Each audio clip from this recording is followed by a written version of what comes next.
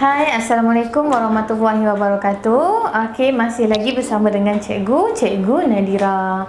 Okey, terima kasih semua kerana sudi lagi menonton video daripada e-tuition, daripada Pusat Tuition Malaya. Okey, untuk tajuk cikgu pada video kali ini, kita akan masuk subjek sains tahun 4, iaitu tajuk kita ialah sifat cahaya. Jadi untuk video ni objektif kita adalah apa yang kita nak belajar, pergerakan cahaya, macam mana cahaya tu bergerak.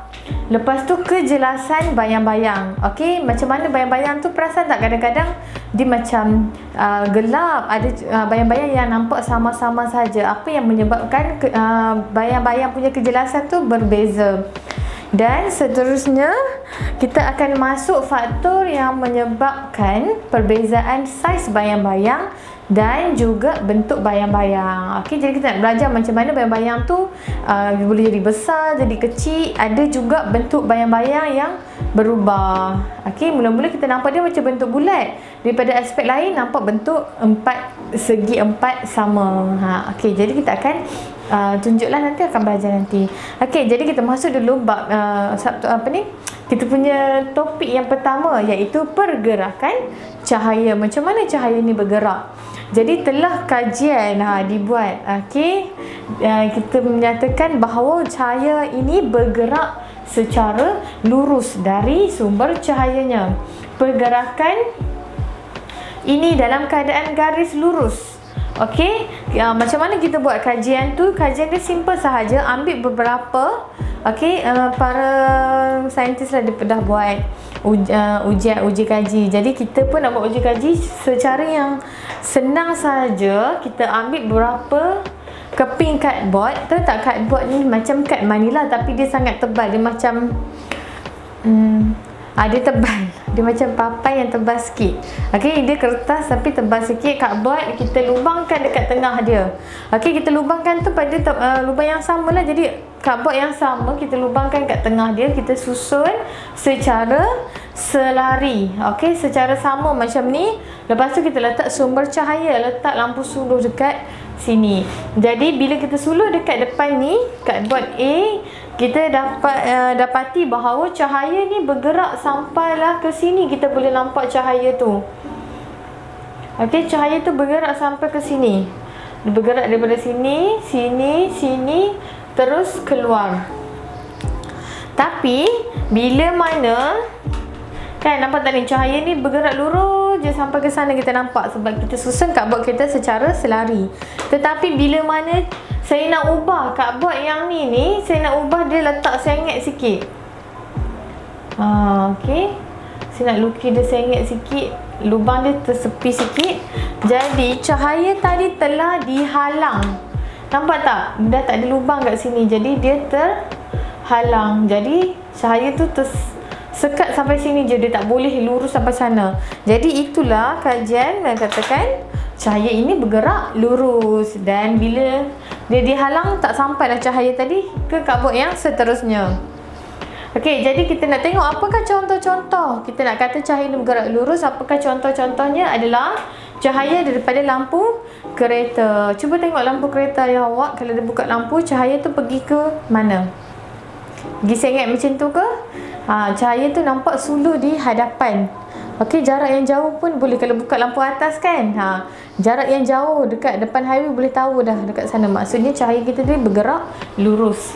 Seterusnya, alur cahaya matahari pada celahan pokok di dalam hutan. Jadi kalau masuk dalam hutan, kalau tersesat, pernah tak dengar orang cakap, kalau sesat dalam hutan, kalau waktu siang, cuba cari arah cahaya, kat mana cahaya. Sebab cahaya ni bergerak lurus, jadi daripada celahan-celahan pokok tu kita akan nampak satu saja cahaya pada matahari. Okey, seterusnya cahaya bergerak daripada helikopter. Tengok helikopter dekat atas, kita boleh nampak cahaya daripada helikopter. Okey, dah habis tentang sifat cahaya. Jadi senang saja sifat cahaya ni. Apa tadi? bergerak secara lurus. Jadi bila kita dah faham cahaya bergerak secara lurus, macam mana pula bayang-bayang ni boleh terbentuk? Okey. Jadi dia kata kat sini bayang-bayang terbentuk apabila cahaya yang bergerak lurus tadi dihalang oleh satu objek. Contoh cikgu tengah ada lampu suluh, cikgu ambil satu objek, cikgu halang dia kat depan.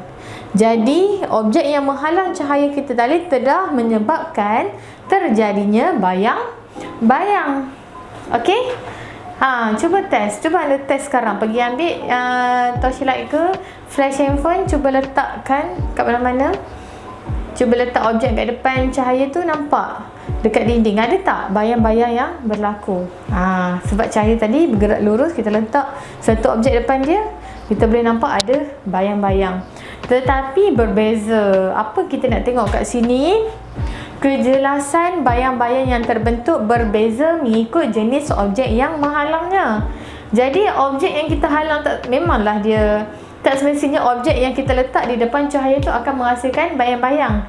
Dan kalau terjadi bayang-bayang, tak semestinya dia punya bentuk, okey, ataupun kejelasan dia tu jelas.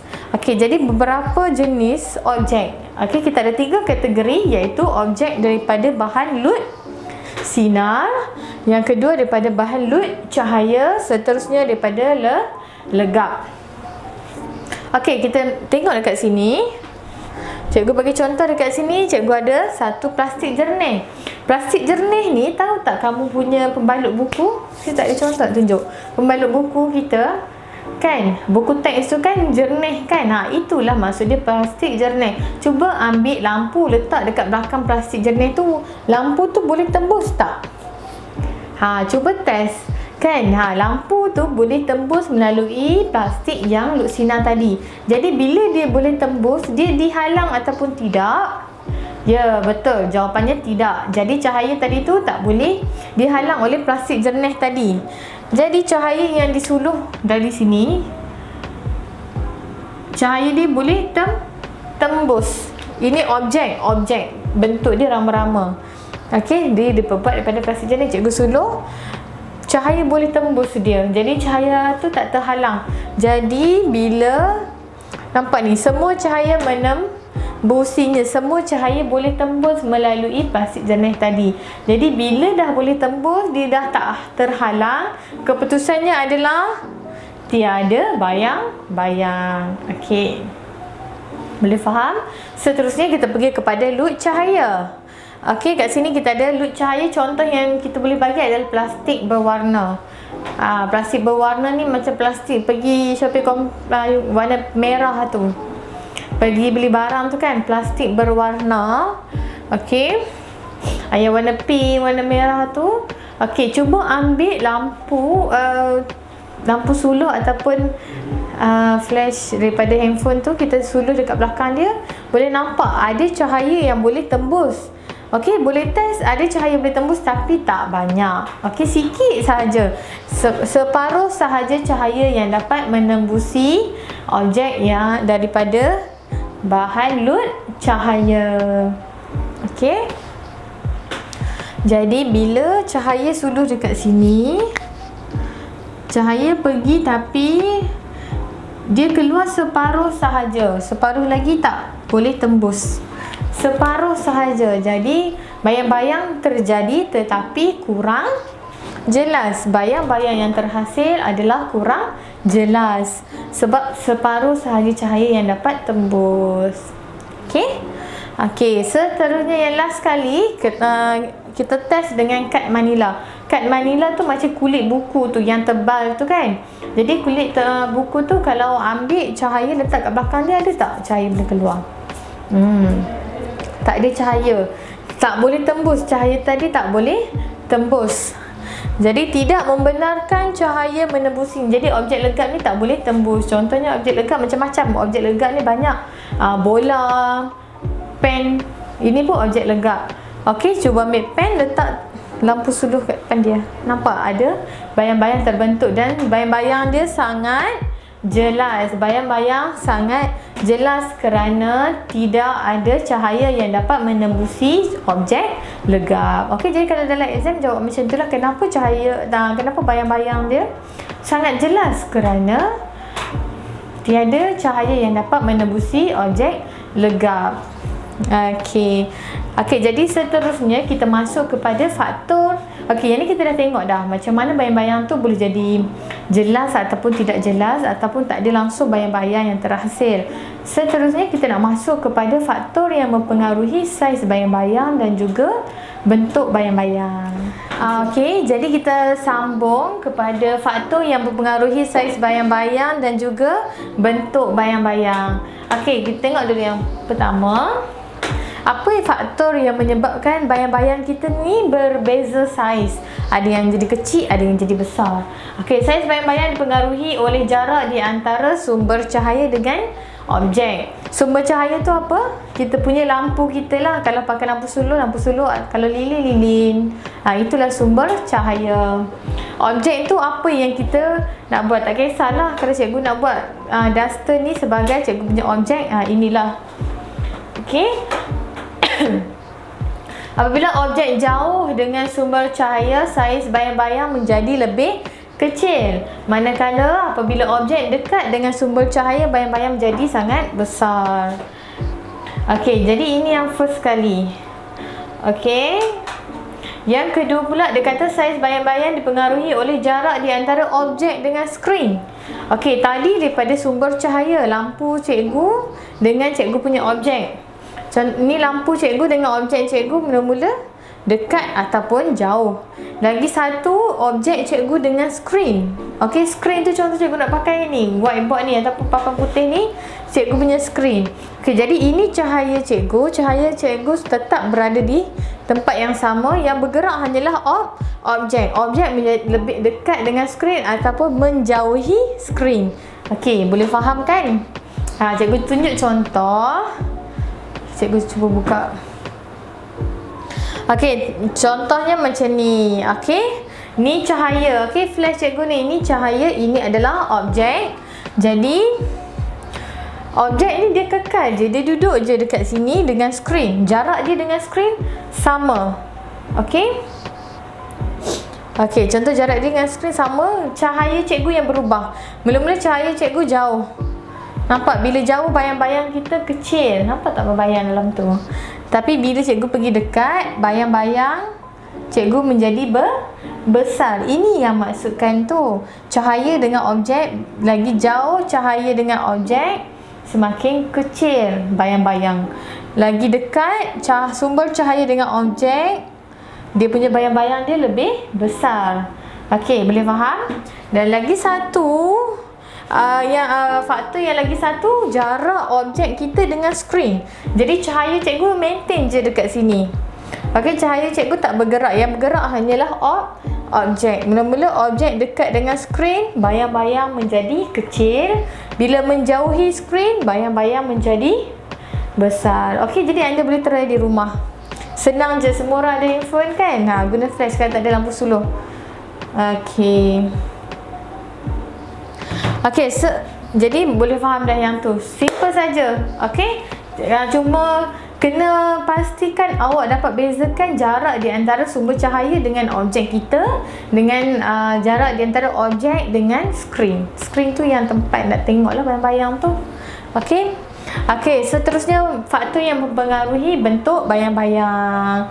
Jadi faktor yang mempengaruhi bentuk bayang-bayang adalah orientasi objek dan kedudukan sumber cahaya mempengaruhi bentuk objek. Okey, orientasi objek maksudnya objek cikgu mula-mula cikgu nak letak macam ni. Lepas tu nanti cikgu nak tukar macam ni pula. Okey, jadi orientasi objek ni yang mempengaruhi bentuk bayang-bayang kita pun berubah. Lagi satu, cikgu punya objek tetap je dekat sini, tapi yang berubah adalah cikgu punya sumber cahaya. Mula-mula cikgu sulur dekat sini, lepas tu cikgu nak sulur dekat sini pula. Boleh faham? Itu saja. Nampak tak ni? Mula-mula A, dia sulur cawan ni, dia sulur daripada arah sini. Nampak? Dia punya bayang-bayang dia yang terpantul adalah bentuk, ada tempat pemegang dia sekali kan? Nampak tak ni? A. Tapi bila dia ubah lampu suluh dekat sini, bentuk bayang-bayang dia jadi bentuk petak segi 4 sama. Okey. Jadi sama jugalah kalau cikgu ubah kedudukan cawan ni pun sama juga. Okey, jadi dia punya bentuk bayang-bayang pun akan berubah. Okey, jadi cikgu harap semua orang boleh faham jadi kita punya video kali ni cuma cikgu cover mengenai sifat cahaya, iaitu bergerak lurus, macam mana bayang-bayang tu terbentuk dan macam mana kejelasan bayang-bayang tu dipengaruhi oleh objek apa, luk sinar, luk cahaya dan juga objek legap. Seterusnya kita belajar macam mana bayang-bayang tu boleh berubah dari segi saiz yang berbeza, ada kecil, ada besar, dan juga kita belajar pasal kedudukan bayang-bayang, bukan kedudukan, bentuk bayang-bayang. Okey, bentuk bayang-bayang tu berubah-ubah. Ada segi 4 yang kita belajar tadi lah. Okey, dipengaruhi oleh faktor orientasi objek dan juga kedudukan sumber cahaya. Jadi cikgu harap semua orang boleh faham untuk subtopik kita yang untuk kali ni. Okey, next cikgu punya video cikgu akan cover mengenai fenomena cahaya, iaitu pantulan cahaya dan juga pembiasan cahaya, dan ada dia punya contoh dia, aplikasi dalam kehidupan seharian. Yang tu cikgu akan terangkan daripada video yang seterusnya.